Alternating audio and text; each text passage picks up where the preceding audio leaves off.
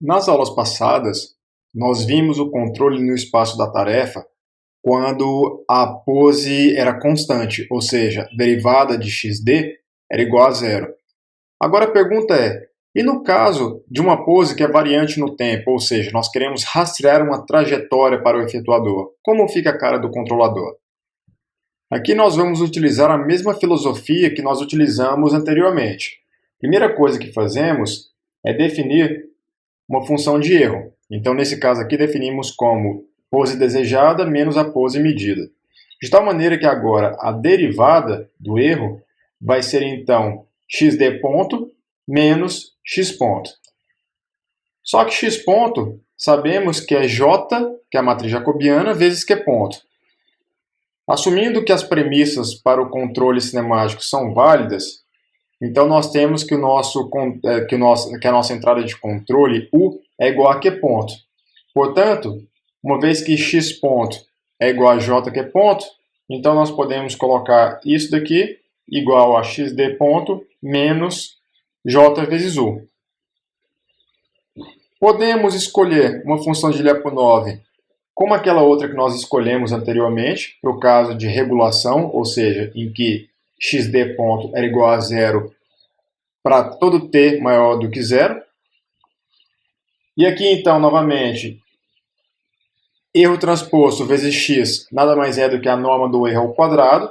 Então, essa função de Lyapunov indica o quão distante estamos da origem, ou seja, erro igual a zero, que é o nosso objetivo, né? A gente queria chegar exatamente numa situação em que o erro é exatamente igual a zero, o que significa que a gente está rastreando a trajetória perfeitamente, uma vez que a gente está trabalhando com problema de rastreio agora.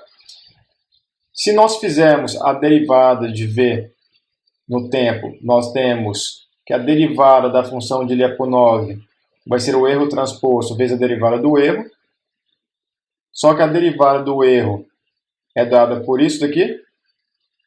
E então a gente vai substituir essa expressão aqui.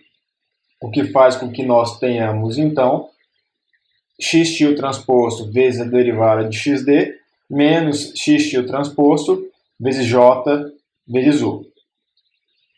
Se nós tivermos uma lei de controle dada por essa expressão aqui, onde nós temos o termo de feed-forward, temos um termo proporcional, e essa daqui é a pseudo-inversa da matriz jacobiana, nós podemos substituir isso daqui aqui, e então nós temos que a derivada da função de Lyapunov vai ser o erro transposto vezes xd ponto, menos x transposto, j vezes pseudo-inversa de j, vezes derivada de xd, mais lambda vezes o erro.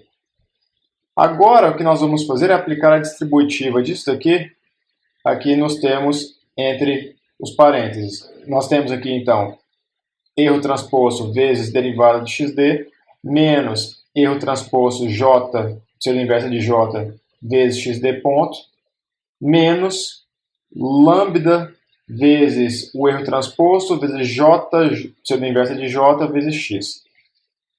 Notem uma coisa importante aqui. XD é a minha trajetória desejada. Eu posso escolhê-la do jeito que eu quiser. Então, assumindo que eu faço uma escolha tal que eu garanta que a derivada da trajetória esteja no espaço imagem de j, eu já faço isso a priori, uma vez que eu posso escolher a trajetória que o robô quer executar.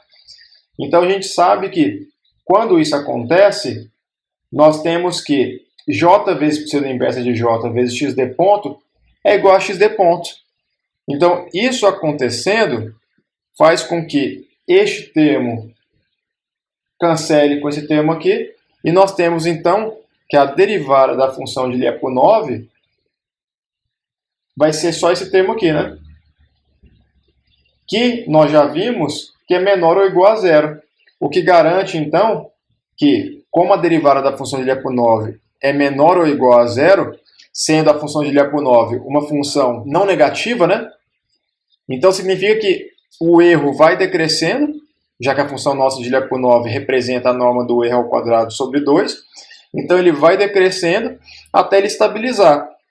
Como aqui a gente não fala quando exatamente que ele vai estabilizar, se ele vai estabilizar só em zero, né? E de fato, para matrizes jacobianas gerais, nós já mostramos que se ela não tiver posto linha pleno, de fato existem valores do erro, tal que a derivada é igual a zero, mas a função de Lyapunov não é zero. A gente já mostrou isso anteriormente, aqui vai ser a mesma coisa. Então, o que significa que o sistema em malha fechada, baseando-se apenas nessa nossa função de Lyapunov, podemos dizer apenas que ele é estável.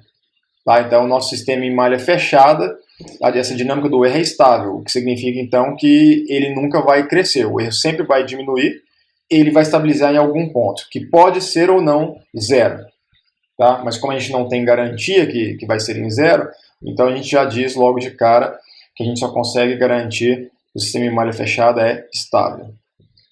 No caso de robôs redundantes, nós já sabemos que para uma determinada especificação de velocidades generalizadas lá para o efetuador, nós temos infinitas soluções de velocidades nas juntas que satisfazem essas velocidades lá no efetuador.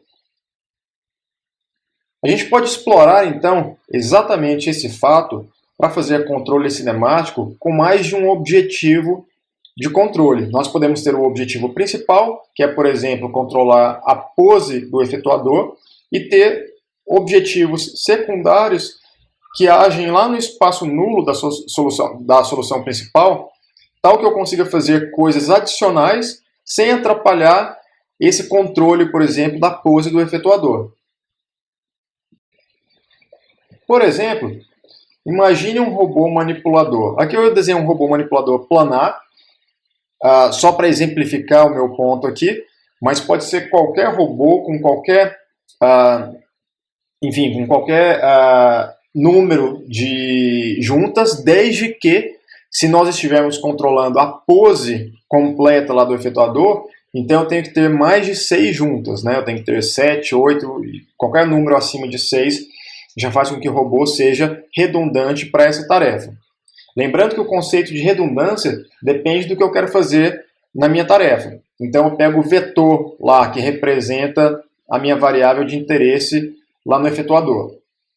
Se eu estiver trabalhando com a pose completa e parametrizando isso por meio de um vetor de 6 dimensões, então para o robô ser redundante, eu tenho que ter uma matriz jacobiana que é larga, ou seja, tem mais colunas do que linhas. O que significa que, para o caso do posto linha pleno, esse sistema ele sempre vai ter infinitas soluções.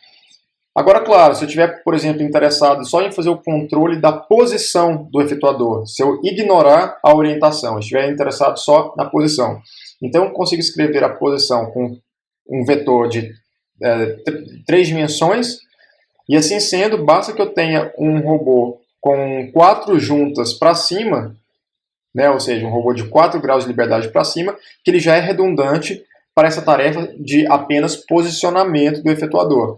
Então, o que indica se o robô é redundante ou não é a tarefa. E a tarefa é justamente dada, a dimensão da tarefa é dada justamente pela dimensão do vetor que representa a variável de interesse lá no efetuador.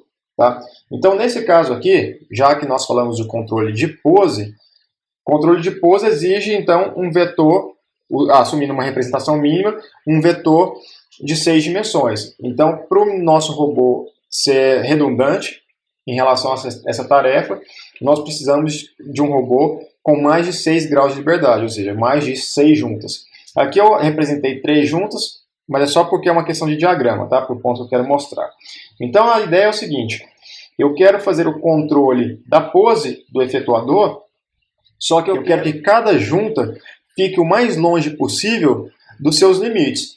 Então, suponhamos que esta primeira junta aqui, ela pode girar tal que esse elo venha no máximo até aqui, ou no máximo até aqui. E a mesma coisa para as outras juntas. Então, ela pode vir no máximo até aqui, ou no máximo até aqui. Então, para fazer isso, para ficar o mais longe possível desses limites, nós podemos criar uma função que nós vamos chamar de g de q, que nada mais é que meio do somatório de igual a 1 até n de QI menos QI barra ao quadrado. Onde QI barra vai ser QI max menos QI min dividido por 2. QI max é o ângulo máximo da junta aí. QI min é o ângulo mínimo da junta aí. E então, o que nós temos aqui é o valor médio da iésima junta, né? O que nós estamos fazendo aqui com a função g, então, nada mais é do que quantificar o desvio que cada junta tem do seu valor médio. Quando todas as juntas estiverem exatamente no seu valor médio, ou seja, QI for exatamente igual a QI barra, nós temos que isso aqui seja igual a zero. Se isso acontecer para todas as juntas, G de Q naturalmente vai ser igual a zero. Significa que as juntas do robô estarão o mais longe possível de seus limites. Notem aqui também que a função g é não negativa. Então, ela sempre vai ser maior ou igual a zero. Se nós fizermos a derivada parcial de g em relação a q sendo um vetor, nós vamos ter, no final das contas, essa matriz g de q, que nada mais é que o gradiente transposto de g em relação a q, né? Então, assim, nós chamamos isso daqui de matriz, mas na verdade é um caso particular de uma matriz, porque isso aqui é um vetor linha, tá? E de fato, sendo um vetor linha, uma vez que é o gradiente transposto, então cada elemento desse vetor aqui é a derivada parcial de g em relação a uma das juntas. Então isso aqui é derivada parcial de g em relação a q1 até derivada parcial de g em relação à enésima junta. Onde, então, a derivada parcial de g em relação à iésima junta, né, vai ser QI menos QI barra. E por quê? Porque a gente vai fazer a derivada parcial disso daqui em relação à iésima junta. Então, como é um somatório, todos os outros termos que não tenham o índice i vão ser zerados. Então, o que a gente vai ter vai ser só a derivada parcial de QI menos QI barra sobre 2 dividido por 2. Isso dá exatamente isso daqui. Então, nós vamos definir esse erro aqui, né, da tarefa secundária como o G desejado menos o G atual, sendo que o G desejado é justamente G de Q igual a zero, porque nós queremos que cada junta fique o mais longe possível dos seus limites. E nós já vimos que isso vai acontecer do ponto de vista de cada uma das juntas quando QI for igual a QI barra. Então, se QI for igual a QI barra para todos os valores de I, naturalmente essa função vai ser igual a zero. Então, se nós temos G desejado igual a zero menos G atual, então G til vai ser igual a menos G de Q. Nós queremos que o comportamento do erro em malha fechada para essa tarefa secundária seja dado por essa equação diferencial aqui, onde eta é um valor real positivo.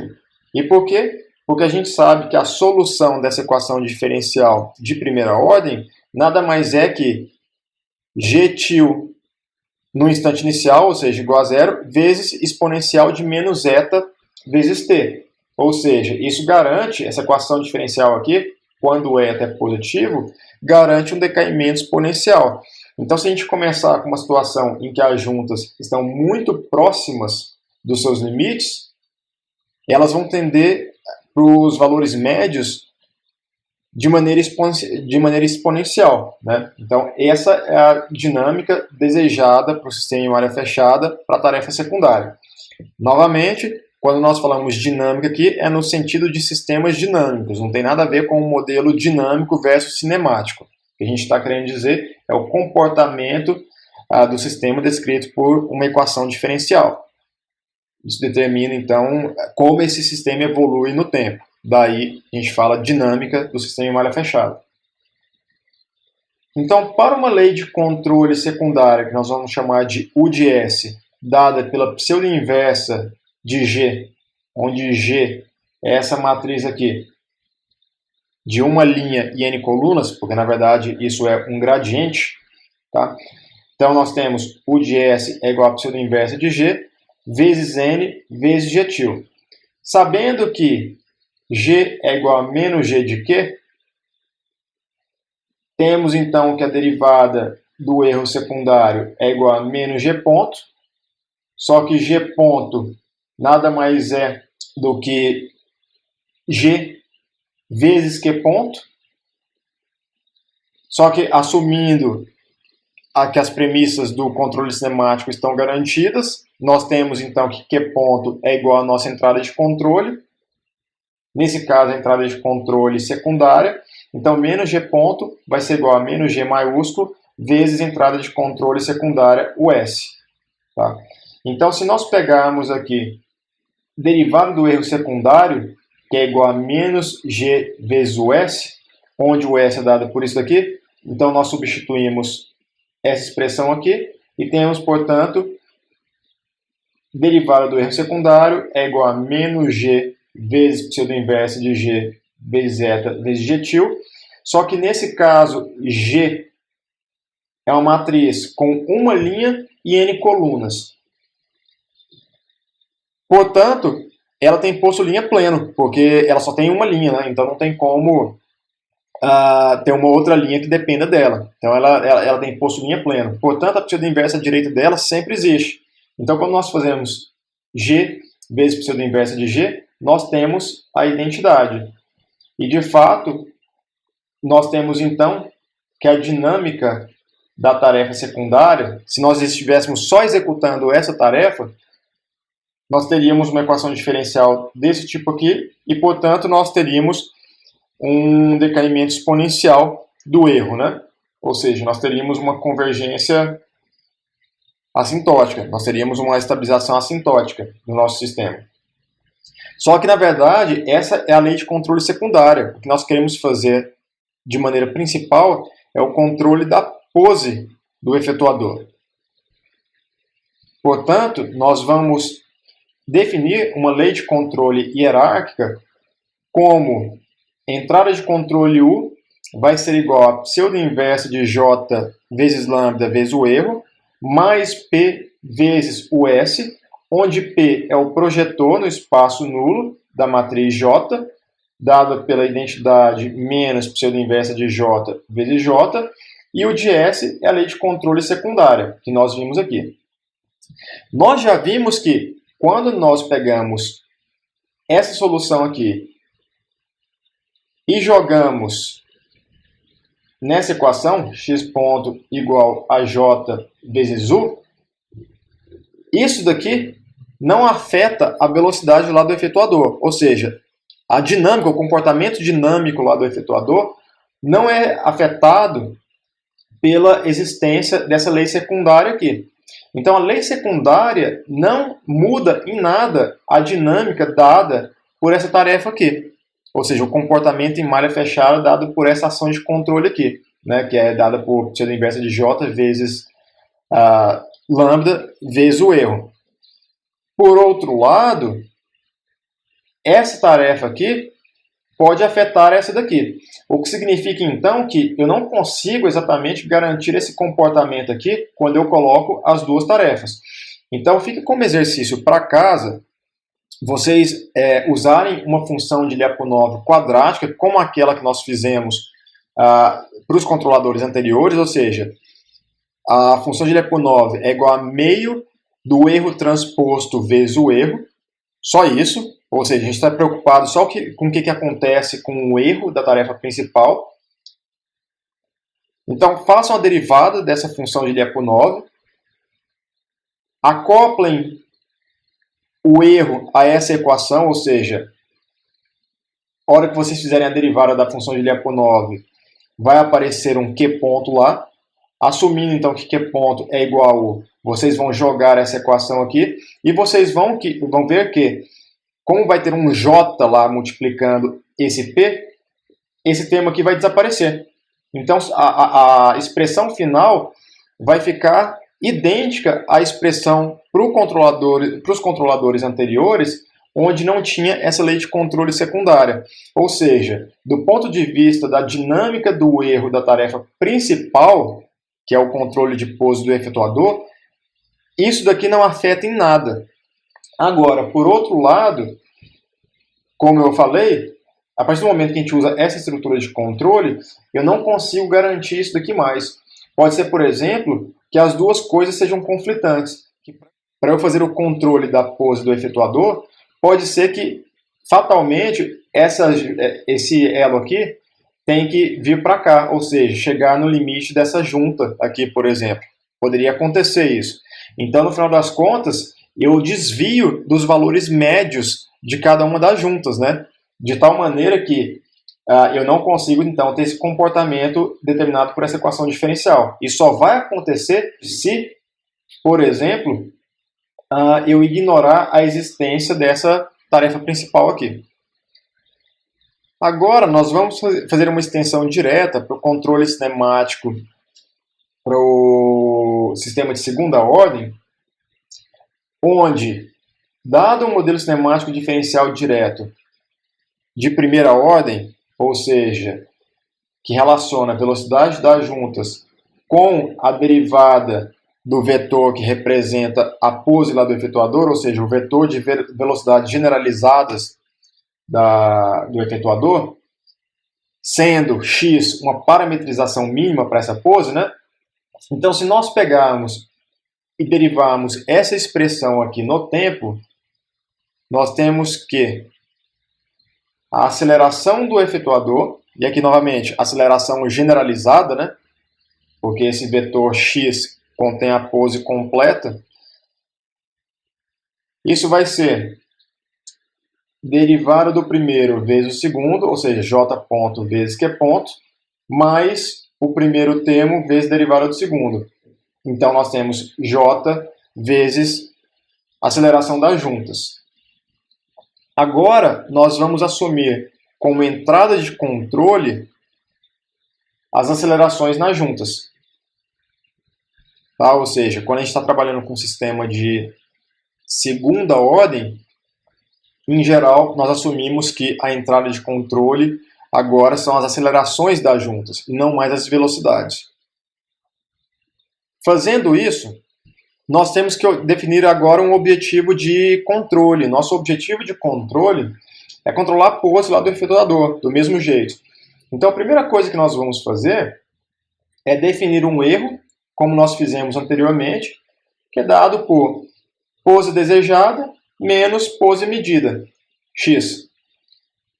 E o que nós podemos fazer para garantir que a gente faça com que o erro convirja assintoticamente para zero, é impor uma dinâmica para o sistema em malha fechada, como nós fizemos para o sistema de primeira ordem.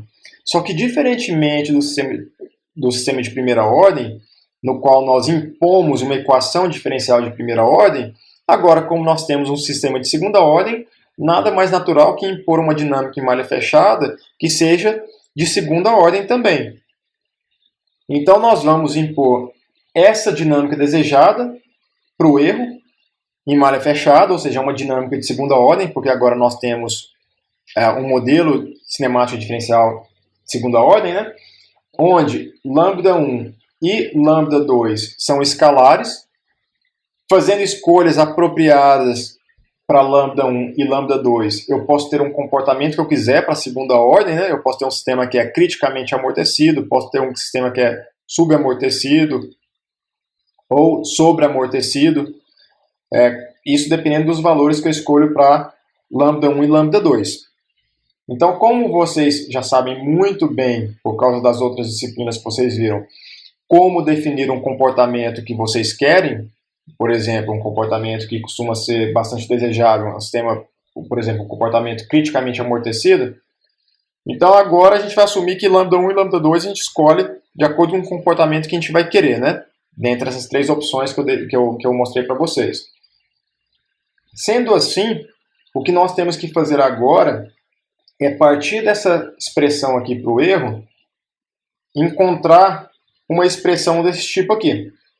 Tá? Então nós vamos assumir que a velocidade desejada e a aceleração desejada são iguais a zero para todos os valores de t, o que significa então que nós estamos tratando o problema de regulação, novamente, nós não estamos fazendo rastreio, ou seja, a pose desejada é constante. Fazendo isso, a derivada primeira do erro é igual a menos x ponto e, naturalmente, a derivada segunda vai ser igual a menos a aceleração do efetuador. Só que como nós temos do modelo cinemático diferencial direto de segunda ordem que a aceleração do efetuador vai ser igual a j ponto q ponto mais j vezes u, então quando fazemos menos a aceleração do efetuador, nós temos menos j ponto q ponto menos j vezes u. Então agora nós temos que escolher uma lei de controle para colocar aqui em u, tal que essa expressão aqui se torne essa expressão aqui. Nossa escolha vai ser pseudo inversa da matriz jacobiana menos j ponto q ponto mais lambda 1 vezes velocidade do erro mais lambda 2 vezes o erro. Observem que aqui nós temos um termo que é proporcional ao erro e um termo aqui que é proporcional à derivada do erro. Então nós temos aqui um controlador proporcional derivativo, né? Nós temos um PD. E claro, esse termo aqui ele é necessário para que quando a gente acople U aqui nessa equação de cima, a ideia então é que este termo corte com esse termo aqui, assumindo então que J vezes pseudo inversa de J é igual à identidade, claro, né? Que a gente sabe que é uma premissa que ela não é tão realista assim. E então é o que nós vamos fazer exatamente agora. Ou seja, dada que a nossa entrada de controle é essa daqui, nós vamos assumir isso daqui. Vamos voltar a discutir um pouco sobre essa hipótese, né? Mas assumindo que isso aqui seja verdadeiro, uma vez que isso é igual a isso daqui, então substituindo U aqui, nós temos menos J ponto Q ponto menos J vezes pseudo inversa de J vezes esse termo aqui. Então isso daqui vira identidade, então nós temos menos J ponto Q ponto menos com menos dá mais J ponto Q ponto menos lambda 1 vezes velocidade do erro menos lambda 2 vezes o erro. Esse termo corta com isso daqui, jogamos isso daqui para o outro lado, e então nós temos a dinâmica em malha fechada dada por essa equação aqui. Novamente, lambda 1 e lambda 2, nós podemos escolher para ter o comportamento que nós quisermos no sistema de segunda ordem, né? Ou seja, para ter um sistema que seja criticamente amortecido, subamortecido ou sobreamortecido. Novamente, J vezes pseudo inversa de J não necessariamente vai ser identidade, porque o que acontece é que, como J varia de acordo com a configuração do robô, ou seja, J depende de quê, né? Então nós temos isso daqui. Então pode ser que a gente passe por uma situação onde o robô está numa configuração singular. E, portanto, a matriz J deixa de ter posto linha pleno, mesmo que ela tenha em situações não singulares, né? Ou seja, em configurações não singulares, mas pode ser que quando ela chegue em configurações singulares, ela perca posto, né? E aí, então, isso daqui deixa de ser a identidade. E, então, isso daqui deixa de valer. Logo, essa premissa aqui é uma hipótese muito fraca, tá? Mas é possível mostrar, dá para encontrar uma função de Lyapunov apropriada, tal que a gente consegue mostrar que esse sistema aqui em malha fechada é estável. Então, para mostrar a estabilidade do sistema em malha fechada, a gente não pode, então, ficar assumindo essas coisas, não. A gente não consegue obter resultados fortes. Então, a ideia aqui, por exemplo, se nós quisermos ser mais rigorosos, é encontrar uma função de Lyapunov apropriada, né, tal que, quando a gente usa essa lei de controle, nós mostramos que a sua derivada vai ser menor ou igual a zero, sempre. Tá? É a mesma filosofia do sistema de primeira ordem. Só que está fora do escopo da disciplina, que eu mostrei aqui basicamente era só como que nós podemos encontrar um controlador, baseando-se no modelo cinemático diferencial de segunda ordem, né? E os aspectos mais formais de prova de estabilidade ou as condições para estabilidade assintótica estão fora do escopo aqui da disciplina. O Spong nem aborda isso, né? Mas para o sistema de segunda ordem. Mas isso é só para vocês terem uma noção de como se faz as coisas aqui.